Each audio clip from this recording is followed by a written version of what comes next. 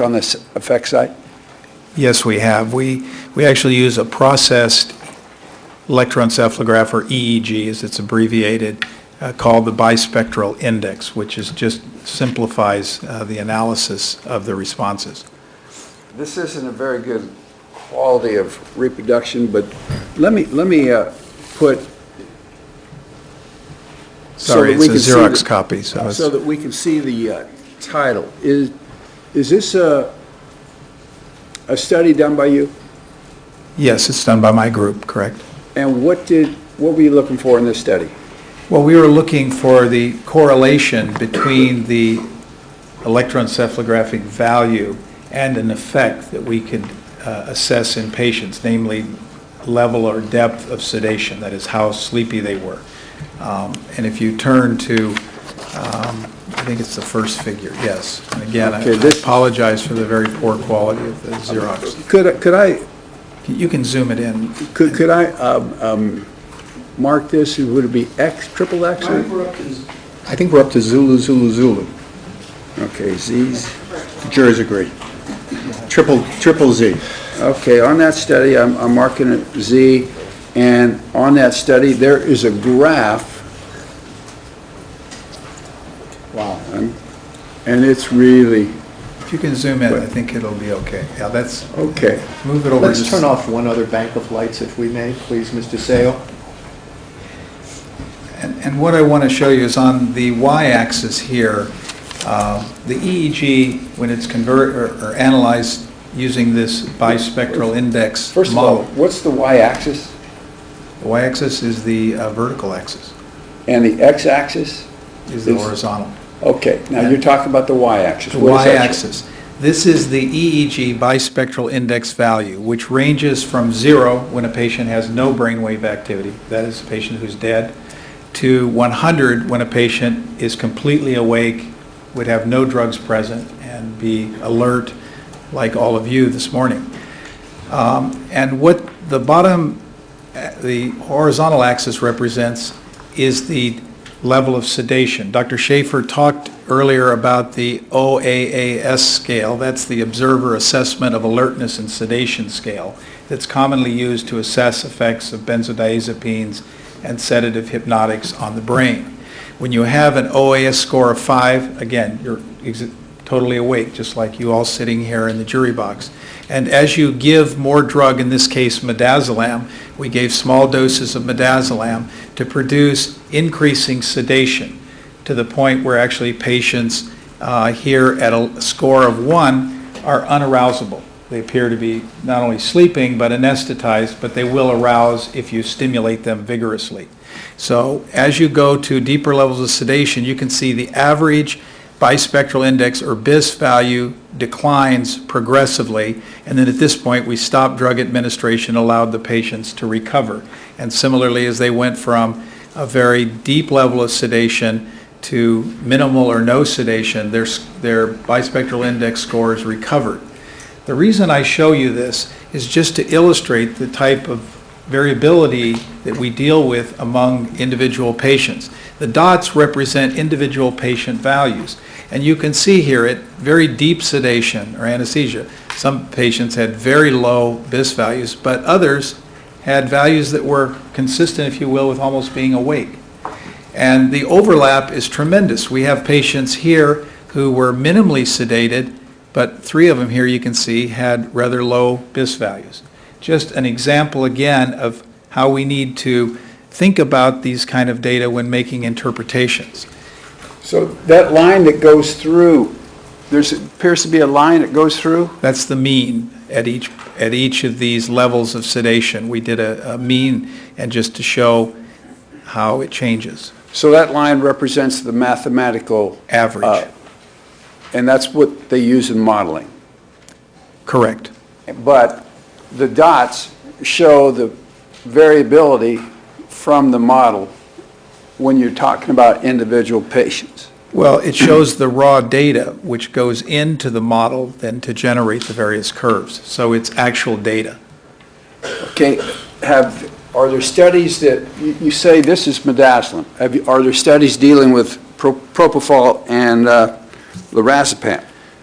Well, we have not performed a similar study with Lorazepam, but if you go to the other paper by my colleague Dr. Liu, you'll see a similar analysis done with Propofol. I'd like to refer to ZC. Now we're 4A. Our quadruple alpha. And this paper was published in Anesthesiology, and it looked at electroencephalographic bispectral index correlates and the correlation with recall and depth of propofol-induced sedation or sleepiness. And again, if you can Were you turn... involved in this study? Yes, I was a principal investigator. And This is a little easier to see. I want to refer you to a diagram, and it's on page 3 of that study.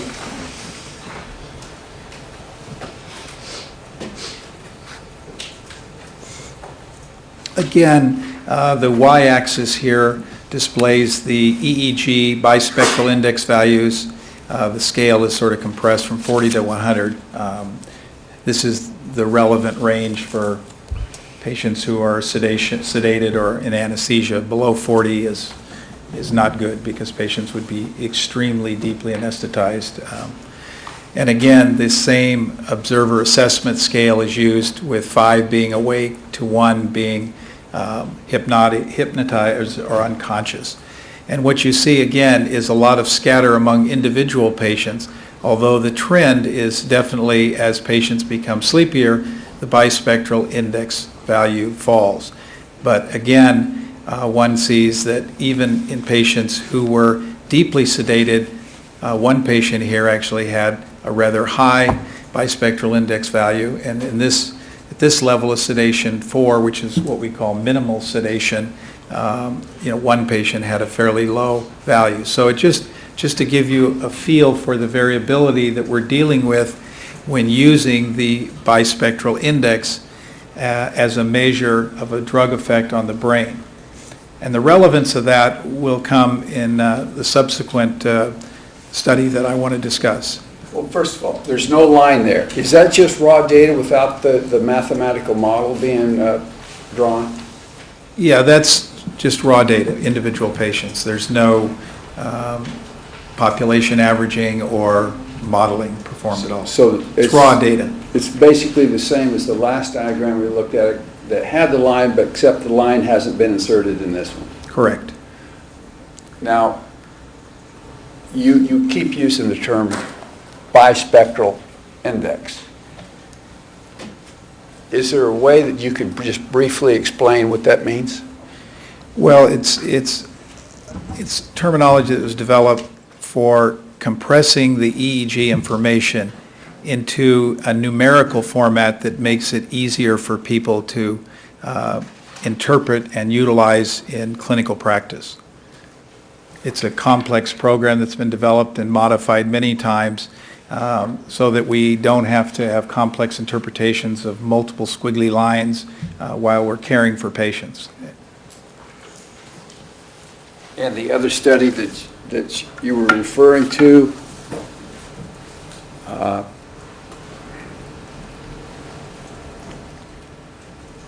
yes, this is the study by my colleague Daewoo Kim, looking at the relationship between various clinical endpoints, including the apnea, which you heard Dr. Schaefer talk about, and the bispectral index and effect site concentration values. And that's sort of why I wanted to give you that background, because in order to interpret this, I think it's important to have an understanding of what the purpose of analyzing the bispectral index is. Your Honor, I'd like to mark this study as quadruple B. Yes. And you have a different type of chart on this. It's page 3 of the study, which is going to need some explanations. So that, what does that? Well, in this study, we compared 2 different drugs, Propofol to thiopental or pentothal. As I mentioned, that was the standard IV induction agent or anesthetic before Propofol was introduced. And what this shows is a number of clinical endpoints. Dr. Schaefer talked about apnea, which was one of the endpoints that we looked at. We also looked at loss of verbal response, loss of the eyelash reflex, and when patients yawned as they went off to sleep. And what we show is the correlation between achieving this endpoint, for example, a loss of verbal responsiveness, and the EEG bispectral index value. So all these patients were at the same clinical endpoint, but as you can see, their EEG bispectral index value varied from 50 to 95. And just to show you the correlate of effect site, which I said was generated by these computer simulations, Mr. Flanagan, if you would kindly move to the right. Not you personally, but the paper. Again, stopping there, thank you.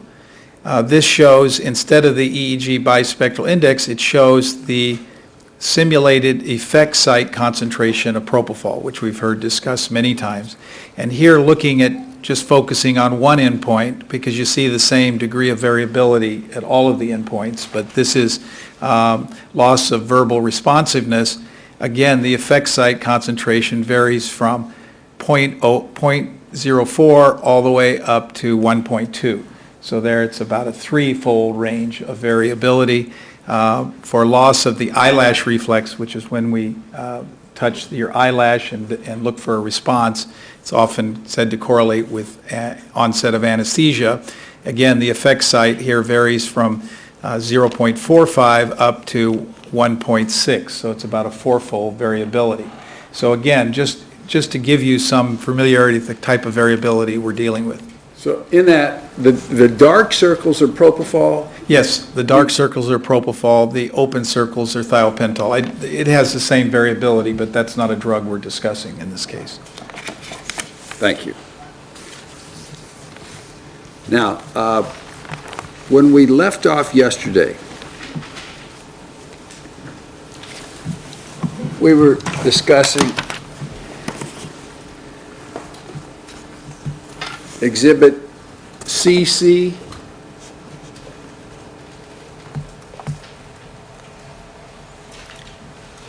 And this is representative of Dr. Schaefer's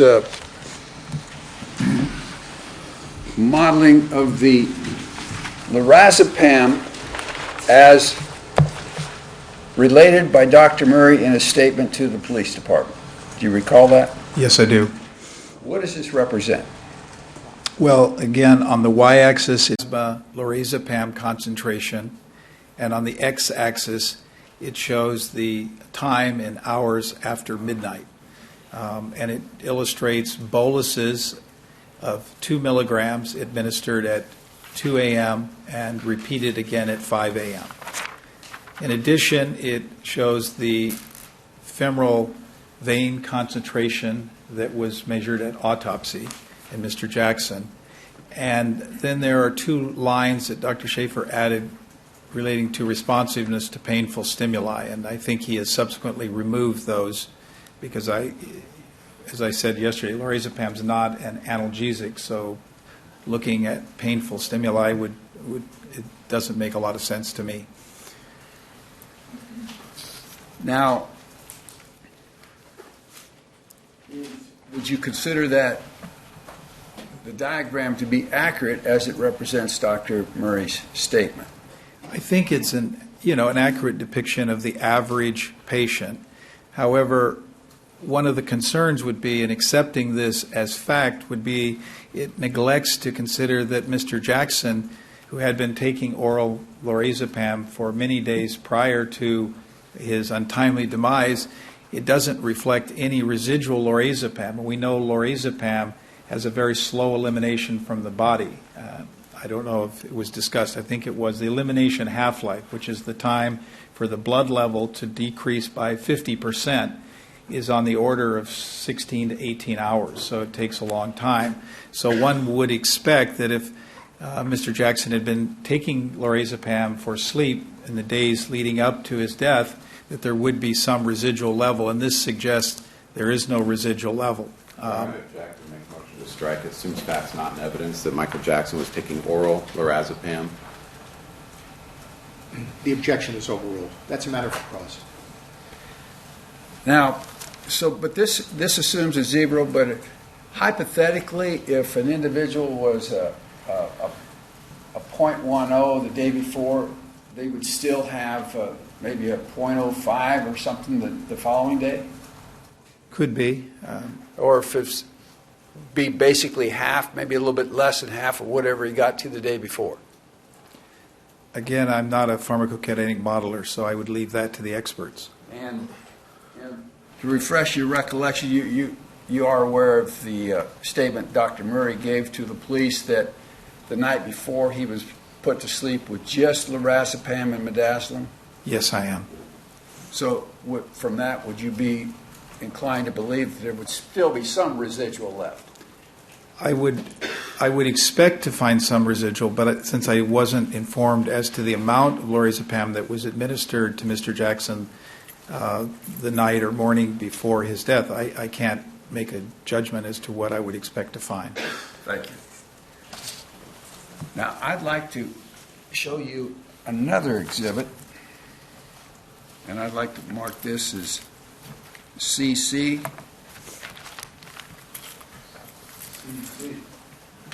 Forces.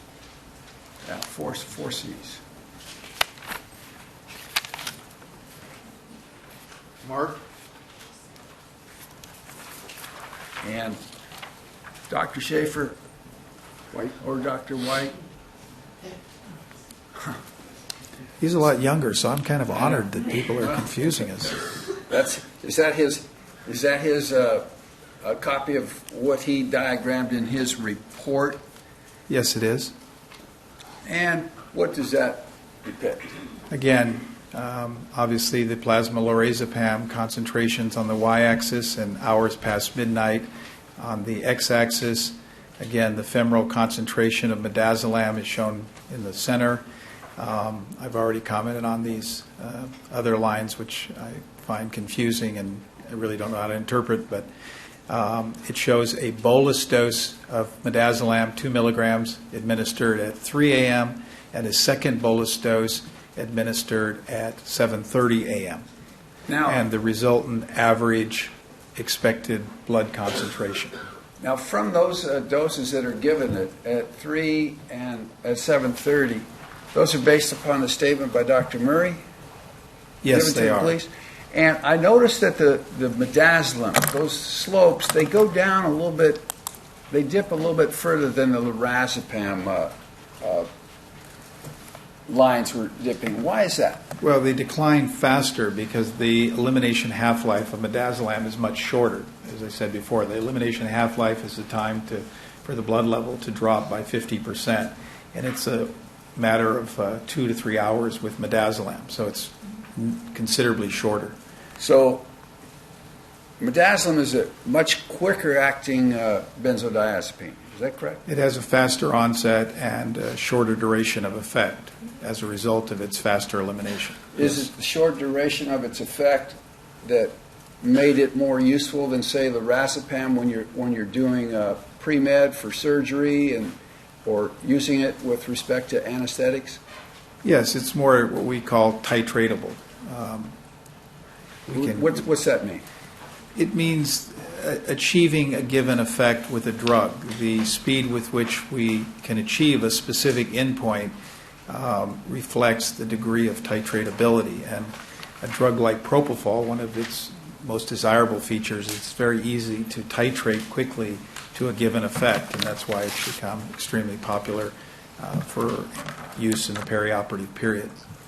Now, would you agree with Dr. Schaefer when he represents that the statement by Dr. Murray with respect to the Midazolam given at these times does correspond very, very nicely with the toxicology results that were obtained at time of autopsy?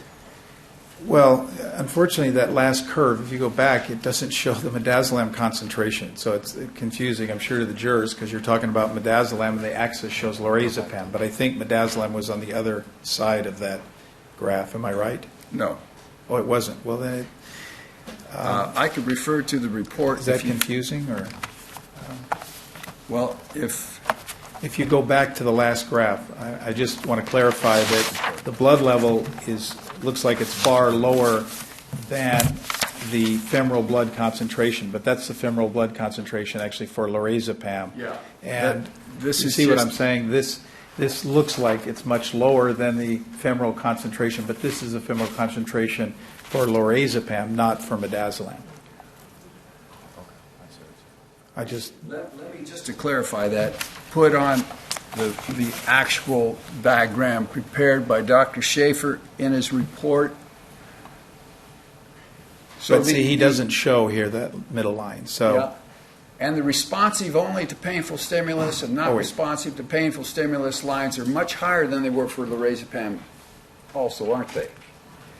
Well, they are, but I don't know that they're particularly meaningful in the context of this particular drug because it's a benzodiazepine sedative hypnotic, which doesn't have analgesic properties. So I think in his subsequent illustrations, these lines have been removed. And when you say it doesn't, no analgesic properties, it's not a pain reliever. Correct. It's just a sedative. It's a sedative hypnotic, yes. Thank you.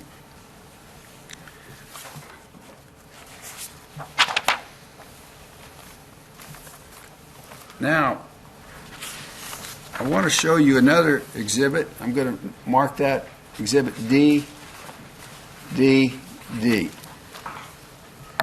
D. 4D.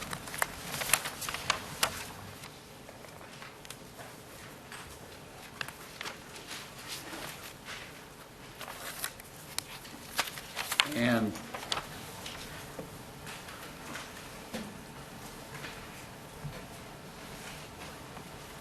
now this exhibit,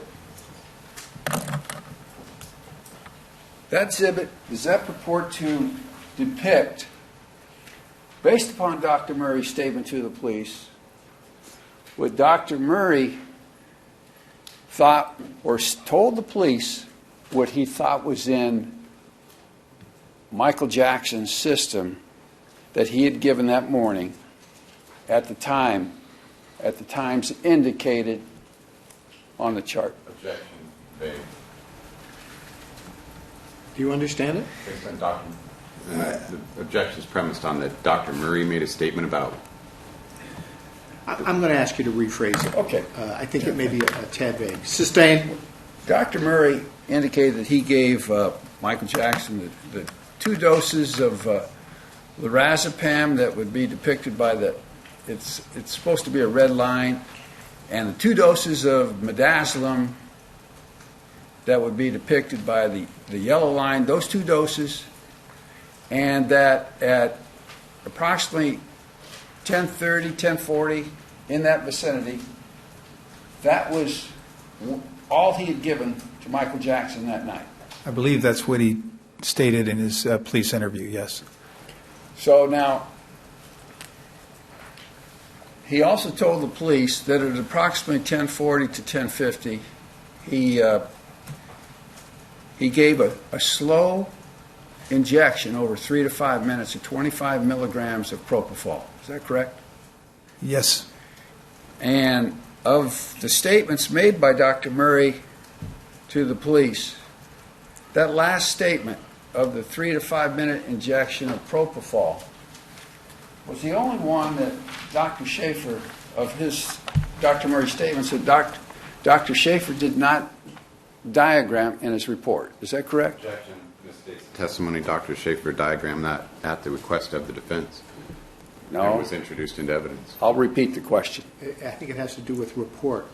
Yeah. The objection's overruled. You can repeat it. The only, of Dr. Murray's statements to the police, the only one he really didn't describe in his report that he wrote in April was the 3 to 5 minute dose of Propofol at approximately between 10:40 and 10:50. Is that correct? Yes, it is correct. But Mr. Walgren is also correct in saying that I requested Dr. Schaefer to do the simulation, and he kindly did it for me and emailed me the results. which I think were presented yesterday or previously. I'd like to put previously marked triple E on the screen. And I want to show you that diagram. What is that diagram? That's the diagram that Dr. Schaefer provided to me in request to a simulation of what Dr. Murray stated he administered Mr. Jackson on the morning of his death. Now, that simulation right there, that's he put it on that chart, and the x-axis, does that indicates 10 minutes? Oh, the x-axis, I'm sorry. Yes, that's minutes following the initiation of the bolus injection into the IV. And the x-axis, The y-axis is the propofol concentration that would be expected to result following the administration, well, during and after the administration. and it shows that it reaches a peak level somewhere in the vicinity, both blood and This is blood. And his anticipated brain level both reach approximately the point of 1. Yeah, he simulates. Please allow the whole question. I'm sorry. 1, and that would be micrograms per milliliter. Yes. Now, if you were to condense the time and put that graph on a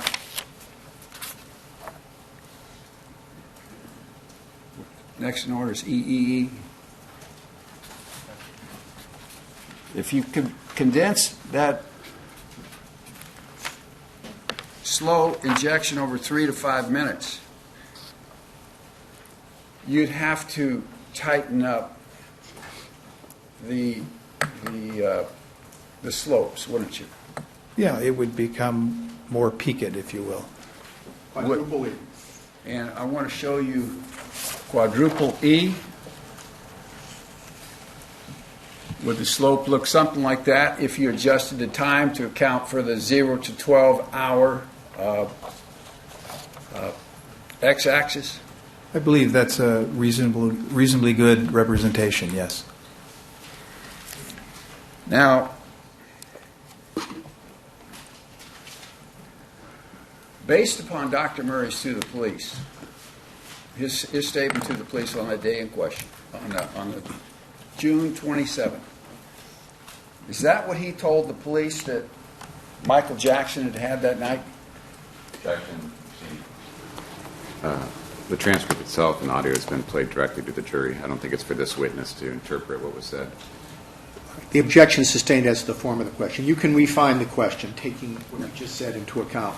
These simulations, this simulation here, does it accurately depict what Dr. Murray, in terms of simulation, what Dr. Murray informed the police of?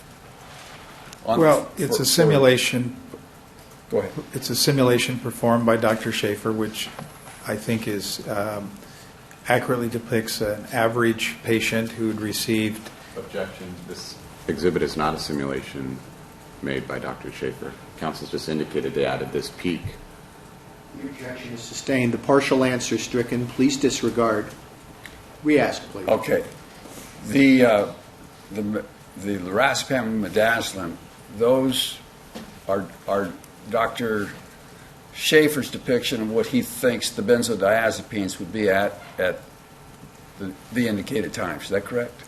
Yes. The Propofol simulation up there is basically your simulation based upon Dr. Schaefer's information to you of what the Propofol would look like. Is that correct?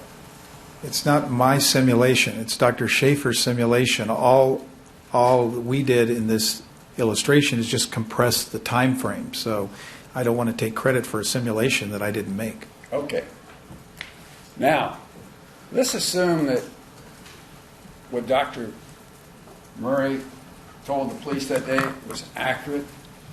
Would this present a dangerous situation here? Not at all.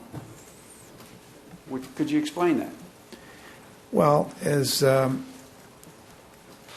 as can be shown in many studies, giving small doses of either midazolam or propofol have very transient effects. The dose of propofol that we're talking about here, 25 milligrams, is equivalent to 0.4 milligrams per kilogram in Mr. Jackson. And that is a dose that might be used to produce a little bit of anxiety relief, a little bit of sleepiness, and has actually been studied for pre-medication of patients. And who studied that? Well, the paper that I refer to is by Rondo and Thompson, published in 2008. And did you bring a copy of that paper to court with you? No, but I hope you did. Did you give it to me to transport for you? Yes.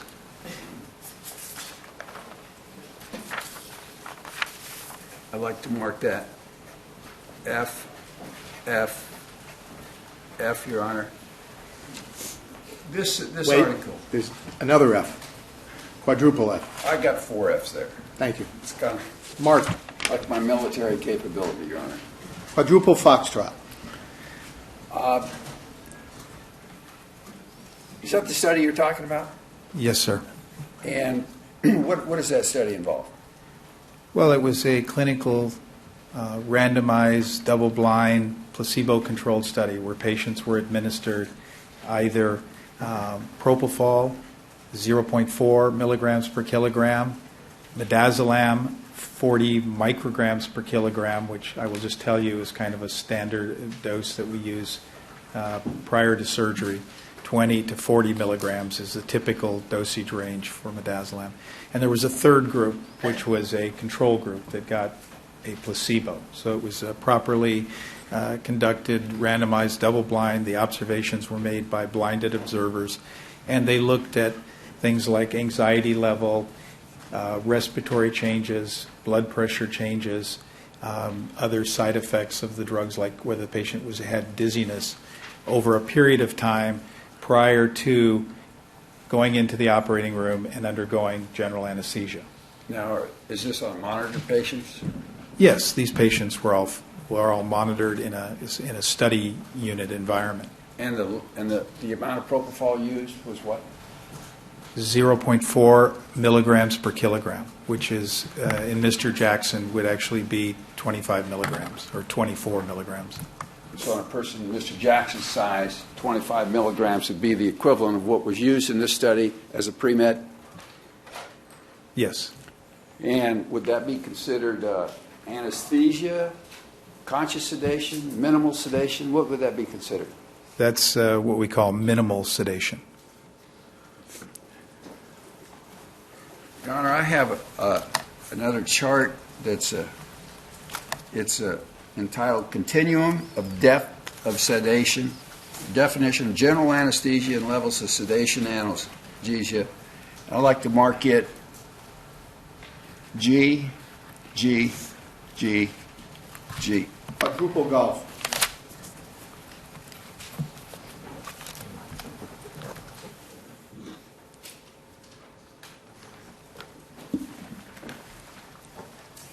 I'm showing you what's been marked as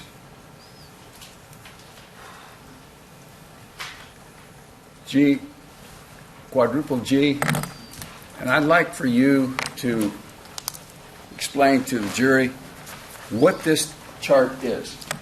Could you just drop it down a little slightly? So, I was trying to get it so everybody could read it. well, we'll move it up in just a minute, Okay. if you don't mind. This is called the continuum of depth of sedation, which I've been referring to quite often, from minimal sedation or anxiolysis. What is anxiolysis? It's just reduction in anxiety. It's a short term for that. And it shows moderate sedation, analgesia, which is commonly referred to as conscious sedation, and then deep sedation, which I've referred to where patients are essentially sleeping but can be aroused with vigorous stimulation, and finally general anesthesia, where they're not only sleeping but you cannot arouse them with reasonable stimulation or vigorous stimulation. And this were the definitions that were approved by the American Society of Anesthesiologists House of Delegates in October 2004 at our annual meeting, and subsequently amended in October 2009. So they're fairly current and represent what this organization, which is the organization that speaks for all of us anesthesiologists. And I think it's a very appropriate representation of the kind of physiologic responses that you would expect to see at the various levels of sedation. Now you can move it up. I'm sorry. I've moved it up so it shows most of it. Could you explain what it indicates? Well, what it looks at is the relationship between the level of sedation, or as I frequently refer to, depth of sedation, and various physiologic changes in the brain response, that is responsiveness to verbal commands or other stimulation, tactile or otherwise. The airway, whether your airway is at risk to becoming obstructed. I think Dr. Schaefer showed some examples where the tongue can fall back and cause obstruction. So maintaining what we call a patent airway, which means air can easily go in and out of the mouth. Spontaneous ventilation, this is just your normal respirations, and whether they would be expected to be affected. And finally, cardiovascular function, which is your blood pressure, your heart rate, and other indices like cardiac output, which is not really measured. But we look at how they would, which of these various physiologic parameters would be expected to be affected at each of these levels. And I think the point you're trying to make, and I think the important point in this case, is that minimal sedation, as was provided by Dr. Murray to Mr. Jackson, would expect to result in a normal response to verbal stimulation, would not have an effect on the airway, would not affect spontaneous ventilation or cardiovascular function. So in essence, it would produce a reduction in anxiety and a mild level of sedation or sleepiness. And exhibit quadruple E, that reflects minimal sedation? Well, schematically, yes, I would say that if the levels of Propofol and Lorazepam, I don't believe Midazolam is shown on this slide, but the levels of Midazolam were... It's there. Oh, yeah, the levels are there, but the axis describing the concentration is not there. So, well, the axis on the right, that describes the Propofol concentration. yes, Correct? The axis on the left describes the Lorazepam. right. And when you're talking about minimal sedation, you're not taking into consideration this femoral vein concentration that we subsequently now realize was present at time of death. Yes, I believe that's the femoral vein concentration of Lorazepam, which was far higher than one would expect following 2 milligram bolus injections of Lorazepam.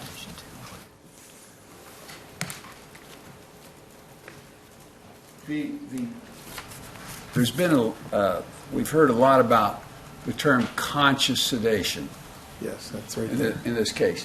I think Dr. Cooper from UCLA made reference to what I believe they call it procedural sedation. Is conscious sedation, procedural sedation the same? They're close to the same. Conscious sedation is actually a term that came out of the dental practice, dental surgery practice. It was a term used by oral surgeons and dentists, and has been modified in many ways, substituted for monitored anesthesia care, or MAC, as I talked about yesterday, which is a term we use for procedural sedation. So in essence, they are equivalent, but their origins are somewhat different. We prefer procedural sedation, or MAC, to conscious sedation. And would you explain how the conscious sedation index goes as it goes down the chart? Well, because it's a deeper level of sedation, it usually implies patients have received more sedative medication, and as you would expect, they tend to be sleepier, have more sedation. They do respond to both verbal and tactile stimulation, so they're certainly not sleeping. Generally, their airway is well preserved, so they don't require any airway manipulations to maintain patency of their airway. Their ventilation is spontaneous and adequate, and the blood pressure and heart rate are typically unchanged. So it just represents a little bit deeper level of sedation, but again, without significant physiologic changes. Now, am I correct in assuming that most hospitals or pain clinics, for a person to be able, a doctor to be able to use conscious sedation, are they required to take any classes or be certified or any tests? Yes, anesthesiologists are obviously trained in conscious sedation and managing all the physiologic responses. But for non-anesthesiologists to use these type of drugs, Midazolam and Propofol, most hospitals require a certification procedure for performing conscious sedation, just so that they are aware and capable of managing the expected or predictable the expected or predictable side effects on various physiologic responses should patients inadvertently become more deeply sedated. As we say, you should be able to rescue the patient from a deeper level of sedation than you intend to achieve because of the individual variability. You can't always be sure that a given dose is going to achieve a response, and so you have to anticipate that it could produce a greater response and be appropriately trained and knowledgeable to rescue the patient from that situation. And you are aware of the fact that Dr. Murray is... Yes. May I, please?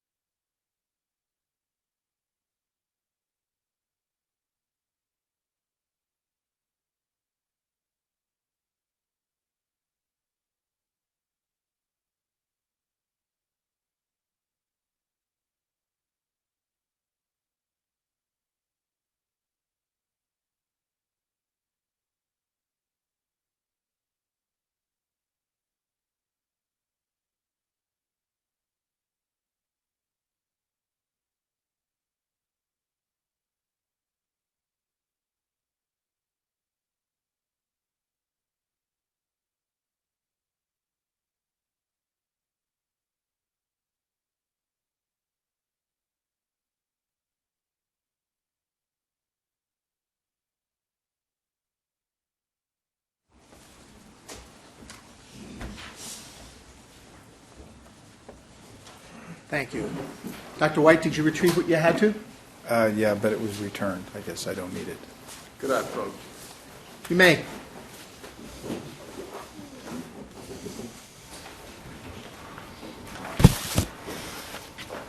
Dr. White,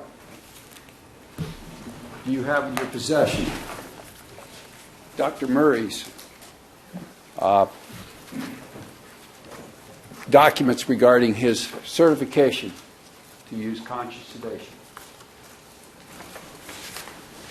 Yes, there is a certification from, I believe it's Sunrise Hospital and Medical Center in Las Vegas, demonstrating that he has been approved to administer moderate sedation analgesia, which would be conscious sedation. Thank you. Your Honor, I'd like to have these documents marked as Quadruple Hotel.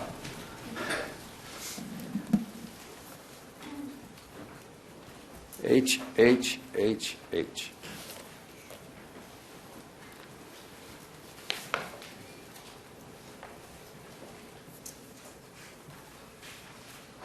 Now, I'd like to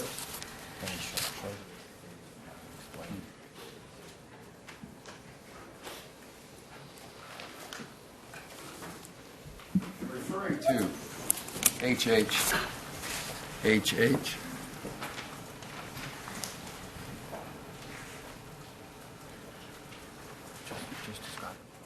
Would you explain what certification allows for, as it relates to conscious sedation, or I guess it's also termed moderate sedation?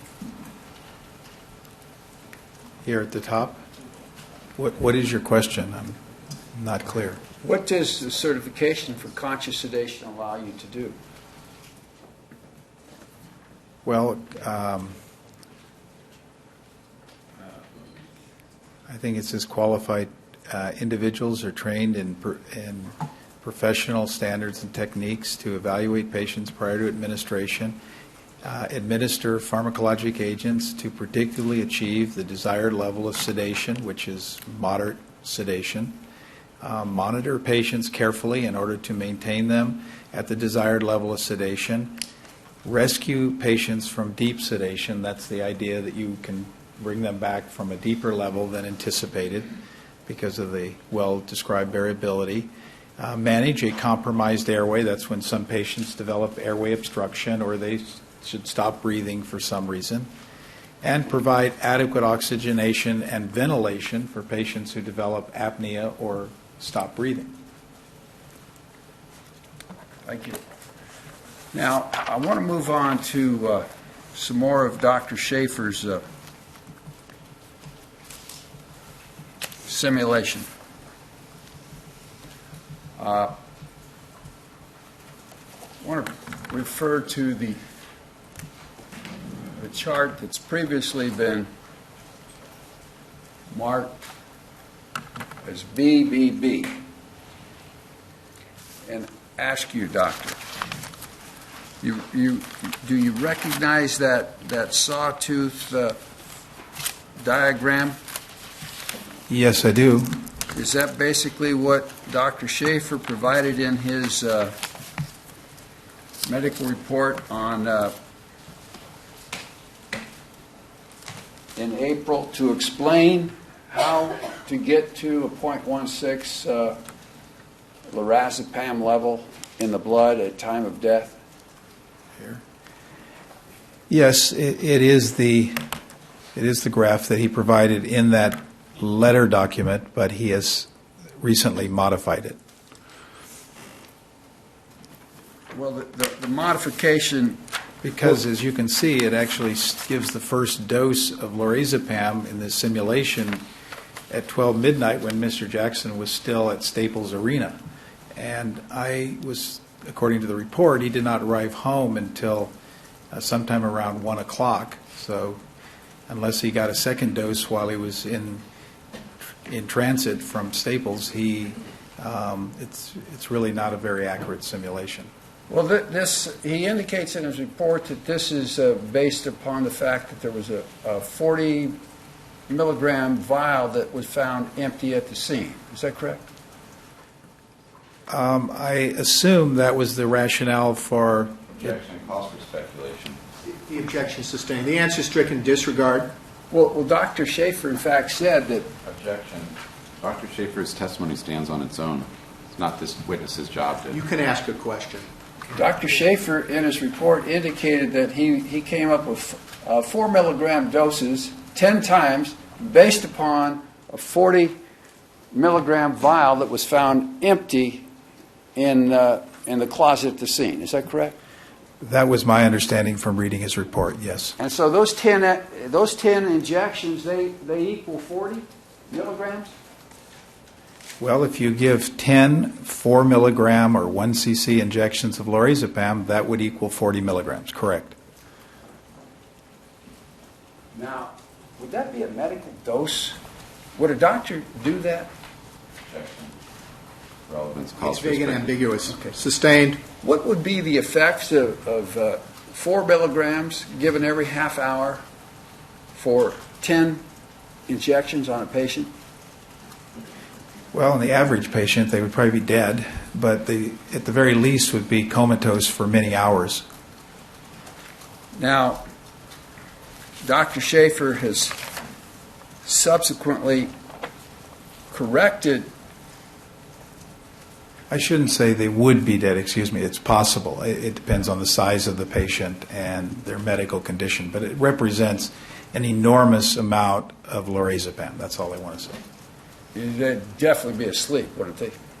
I cannot imagine anyone who would not be asleep after receiving 40 milligrams of Lorazepam over a 5-hour period. Now, since preparing his report and since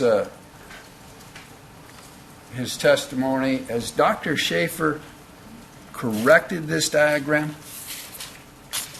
Next in order is H. I think he's changed. Calls for speculation. Dr. Schaefer, the evidence speaks for itself. I'm going to sustain the objection to the form of the question. The partial answer is stricken. Do you have another exhibit you want? Quadruple India?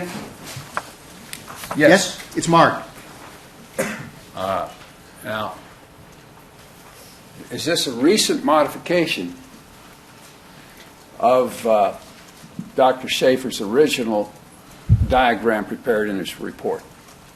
Yes, I think I was shown this diagram last week or a week And- before. And the adjustment here is two ways. He's moved the time from 12 to 1:30, Yes. and he's changed the doses from 10 down to 9. Yes, he dropped one of the doses. Now, the 9 4 milligram doses wouldn't fit with a 40 milliliter vial being all used up, would it? No, but I think the reason the number of doses was reduced is because he has to end up with a expected concentration in this range at the time of death, which was on or about 12 noon. Okay, well, whereas the original sawtooth diagram of the 10 4 milligram doses based upon the fact that there's a 40 milligram vial empty has now been changed to get enough doses to end up with the 0.169 at time of autopsy. Is that correct? Yes, but you can come up with any number of simulations by working backwards from a specific concentration. And that's basically what he's done with his simulations. I have another diagram I'd like to mark as J, J, J, J. Quadruple Juliet. Now, Could I ask one question? yes. If you could go back to that last simulation, I'd just like to point out a couple of things that to me are bothersome. Specifically these last few injections, where the patient was apparently would have been given large dose of Lorazepam, 4 milligrams, at a time when they are at a high blood level and would be expected to be asleep.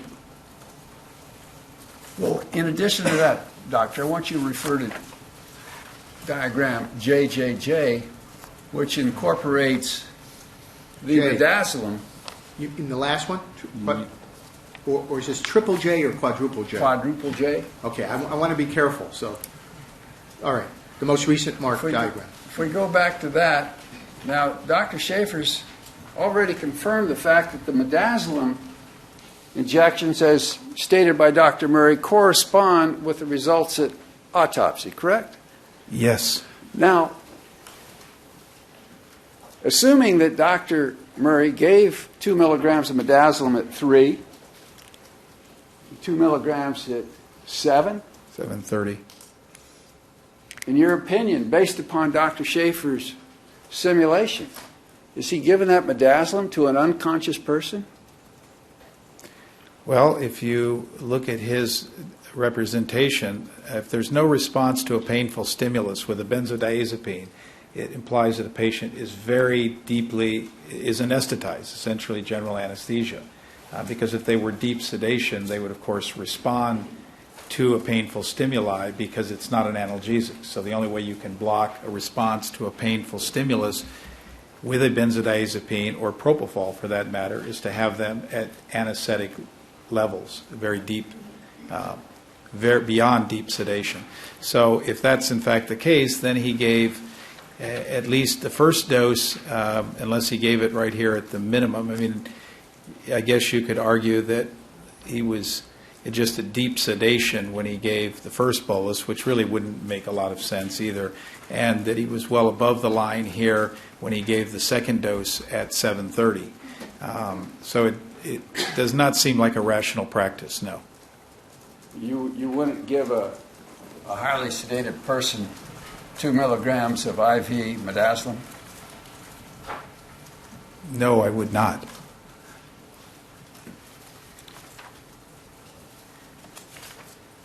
Now, I want to go from there to your simulation of, based upon Dr. Schaefer's information, this H-I-J. Quadruple kilo. Your Honor, do you ever run out of letters? When we get to infinity, Dr. White.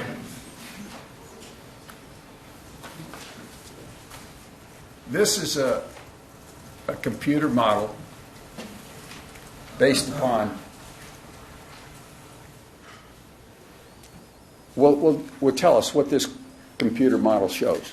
Well, first I'd like to correct a misstatement you made. You attributed this to me, and this pharmacokinetic modeling was performed by Gabriella Mellon Ornelas, not by me. At your request. At my request, yes. And does it help you inform in your opinion as to the more likely scenario regarding Lorazepam in this case? Yes, I think it does. Could you explain it?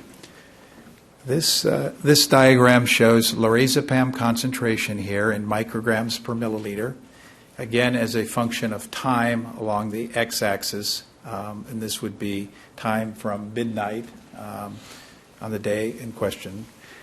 The first, it shows the simulated Lorazepam concentration and the concentration that was measured at autopsy in the femoral vein. And what you see is the simulated average concentration curve with an initial 2 milligram bolus dose of Lorazepam at 2 o'clock, followed by a second dose of Lorazepam at approximately 5 o'clock, and then followed by an additional dose of Lorazepam given at around, I'm having the same problem as the last witness because my eyes, I think that's 7 a.m., if I may. Could you expand a little bit, Mr. Flanagan? And freeze it and maybe pass a copy to Dr. White? Then? Yeah, Your Honor, I'm okay with this expanded version. Okay now? Yes, sir. It shows initially following this large dose achieving a substantial level of Lorazepam, and then the decline down to a level slightly below what was measured at the time of autopsy.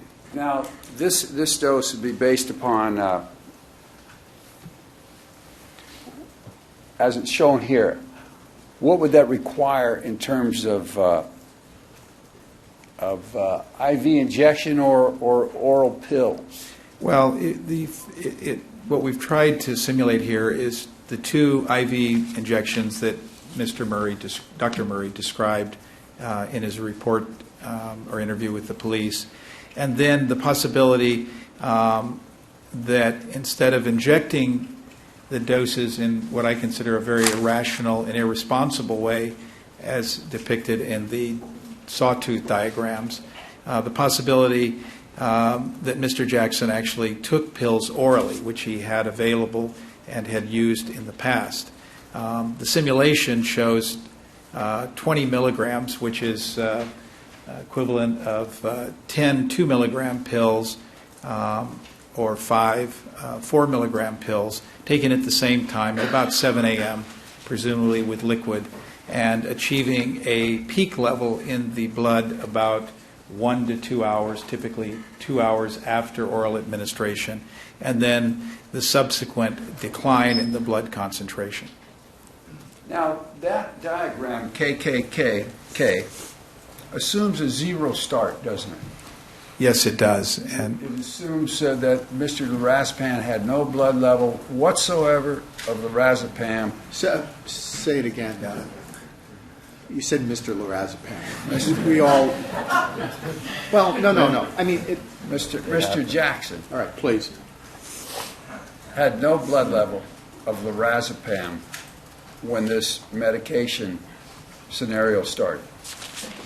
that's correct. And as I stated in my earlier in response to one of the simulations, we would expect there to be some residual because we know for a fact that Mr. Jackson had received Lorazepam, possibly orally and intravenously, the previous day or previous night. And so if we were to modify that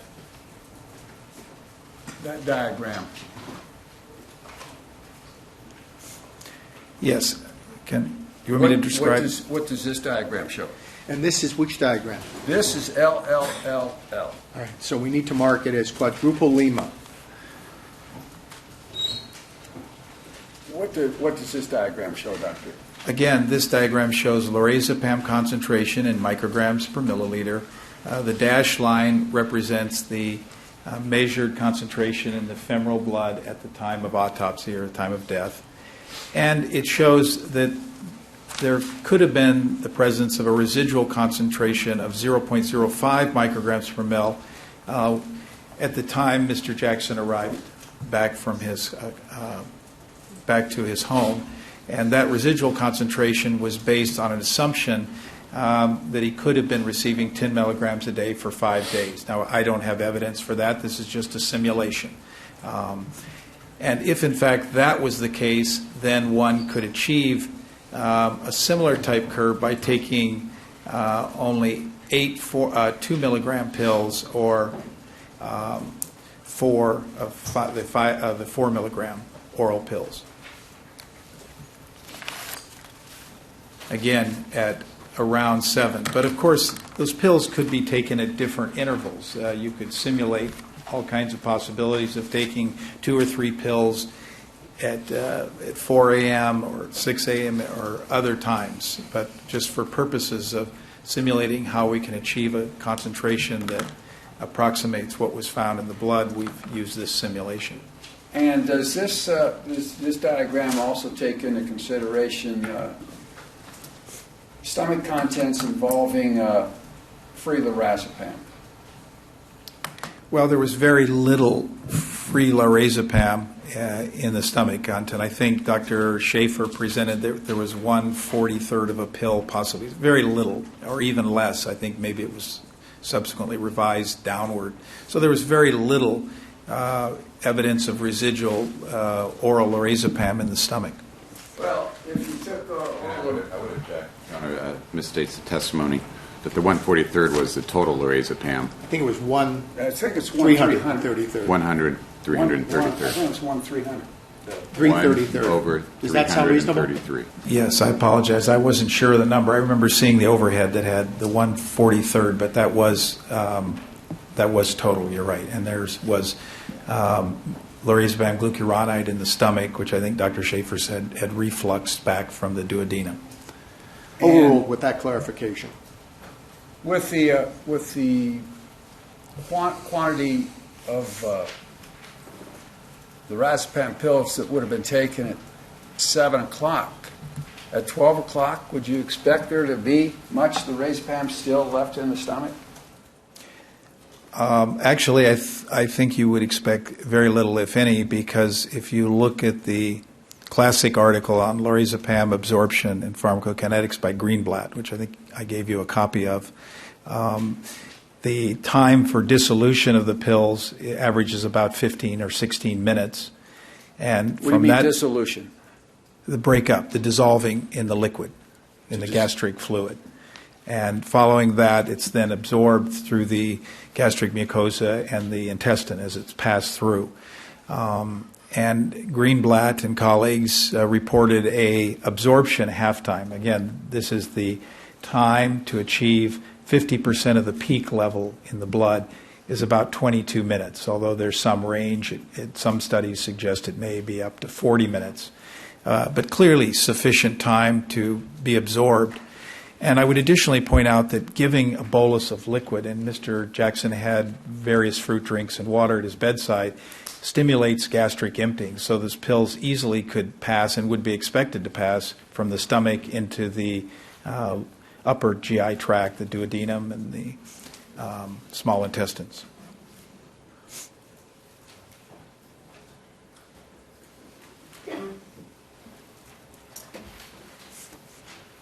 I've got a diagram I've labeled as quadruple M. Quadruple mic.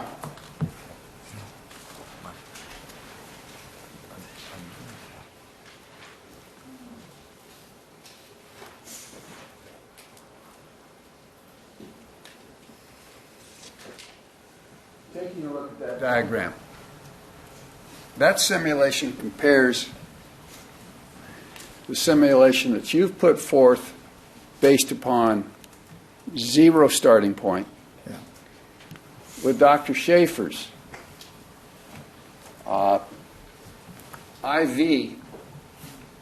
simulation. Which is the more reasonable of those two simulations? Well, I'm slightly biased, but I believe that the simulation that I've come up with makes more sense because I don't have to. I thought the witness said someone else did this simulation. Overruled. Please finish your answer. Could you re-ask, Mike? Which is the more All right, reasonable of... Just a moment, then. At this point, the objection is sustained. The last answer is stricken. We'll just have a completely new question. Which is the more reasonable of the two simulations? In my opinion, the latter, namely the one that was generated by my colleague Gabriela Ornelas, depicts a more reasonable situation from a clinical perspective because you are not having to dose the patient to very, very deep levels of sedation or anesthesia and then allowing for the blood level to recover down to this level. It shows that the patient does at peak develop a very deep level of sedation, but not nearly as high a level as was required with this sawtooth simulation, which I believe is irrational. I can't imagine anyone sitting at the bedside just repeatedly dosing in a large bolus dose of Lorazepam. And I've got another diagram marked as quadruple N, which is basically similar to the last one, but it shows the starting point at a .05. Yes. Quadruple November.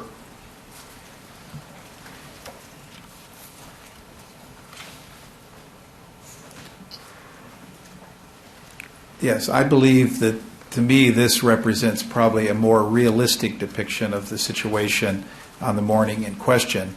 Although, again, it assumes that Mr. Jackson would have taken the pills all at the same time, and I think it's quite conceivable there could have been some time lag between, he may have taken pills in smaller amounts around the same time.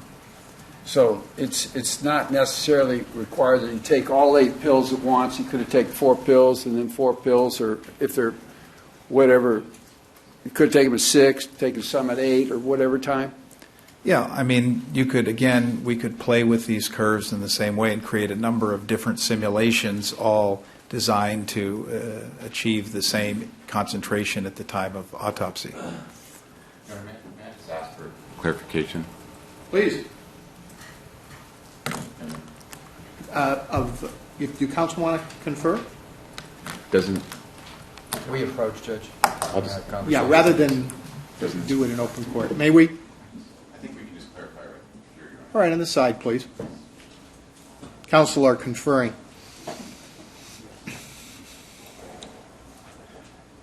Clarified, Mr. Walgren? I think Mr. Flanagan is Mr. Walgren? This scenario, we don't know at what times how many pills were taken, do we? No. This diagram here assumes all 8 taken at one time around 7 o'clock. Correct. But it could be some taken at 6 and some taken at 8. Absolutely. And without knowing exactly what happened that night, this is just a general average of indicating what would happen if some combination of these pills were taken at times close in proximity. Yeah, in fact, It's testimony that indicates 16 milligrams at 7 o'clock. Sustained as to the form of the question, the last answer stricken. You may continue, Mr. Flanagan. What does this diagram demonstrate? well, as I stated earlier, this diagram, just for purpose of illustration, just shows the effect of giving 8 Lorazepam tablets orally. But as I stated earlier, I said you could easily generate a similar curve and achieve almost the identical concentration by giving, say, 2 milligrams, a number of pills here at 4 a.m., pills at 6 a.m., or at 8 a.m. So there's a number of combinations, and it would be my guess, if you will, that rather than taking 8 pills at the same time, that Mr. Jackson may well have taken 3 or 4 pills at a couple of different times. But I'm just speculating.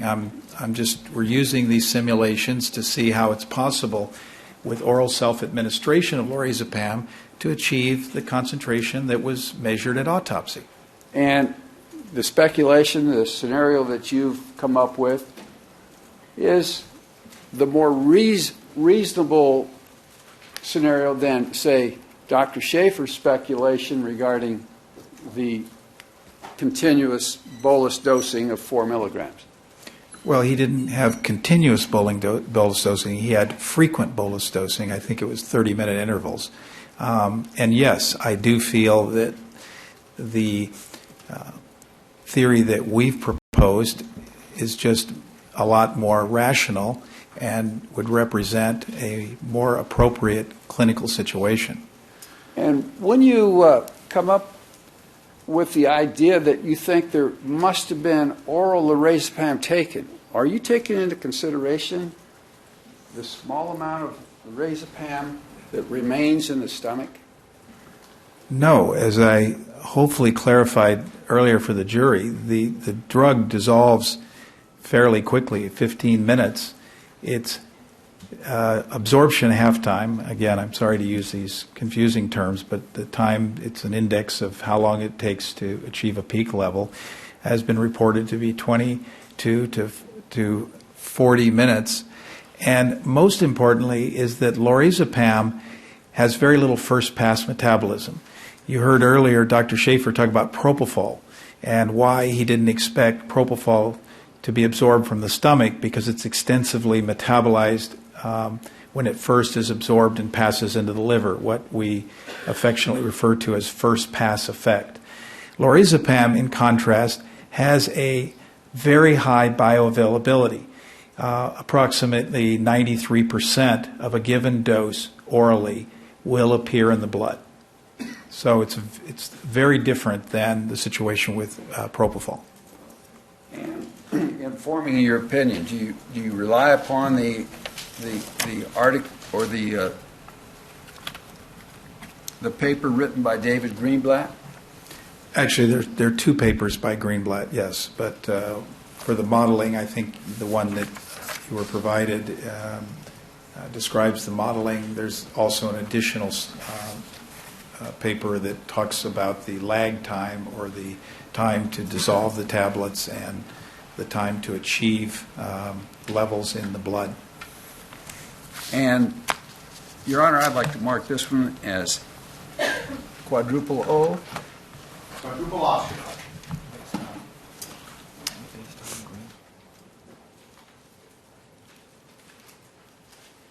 The article by Greenblatt, it takes into consideration absorption, reaching peak concentrations, and elimination. I believe so, yes. And based upon that article, would you expect there to be, would it be inconsistent with your opinion that there's 1/300th of a pill that might still be left in the stomach?